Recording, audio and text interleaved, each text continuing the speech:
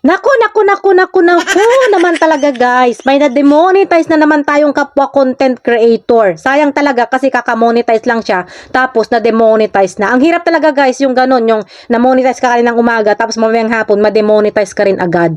Kaya ang maipapayo ko lang sa inyo guys, kapag monetize na tayo, ingatan po natin ang ating monetization tools. Ugaliin po nating magbasa ng mga policy and guidelines ni Meta para maiwasan natin ang mga ganitong pangyayari. Na-demonetize siya dahil lang sa isang video niya na matagal nang na-post. Sumasayaw siya, tapos yung anak niya na parang 2 years old or 3 years old yata, nandoon sa tabi niya na palakad-lakad. Pero yung bata, wala siyang damit pantaas. Pero may short siya, pantaas wala po siya. Kumbaga, nakikita yung dibdib ng bata. Bawal po yun guys. Dapat po takpan po natin ng sticker man lang sana. Kasi minsan, hindi natin maiwasan na nagbi-video tayo tapos merong bata na dadaan dyan tapos walang damit.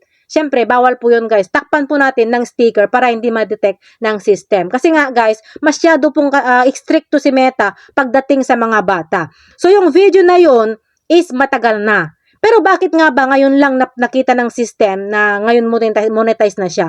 So kagaya nga sa sinabi ko na noon, na kapag monetize na tayo, doon po magsisilabasan yung mga kaliwat kanan nating violation. Kaya kapag monetize na kayo, linisin nyo muna yung account ninyo bago kayo mag-set up para hindi kayo agad ma-demonetize kagaya niya.